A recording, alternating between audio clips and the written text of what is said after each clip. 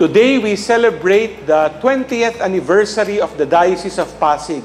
Akalain niyo yon, sa dami ng pagsubok at bagyo na dinaanan natin, naka-2 dekada na tayo bilang isang lokal na simbahan.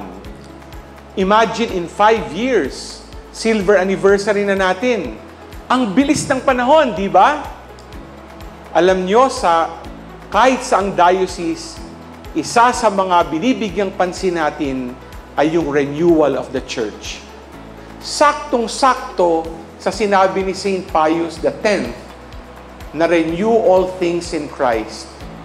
Sa ating ebanghelyo ngayong araw, tinanong nung young man si Jesus, Master, what good must I do to gain eternal life? Alam niyo kung ano ang sagot sa tanong niya? Personal renewal. Makakapasok tayo sa langit kung bukal sa ating kalooban at seryoso tayo sa ating pagbabagong loob. Dahil the renewal of the church starts with our personal renewal. G ka ba?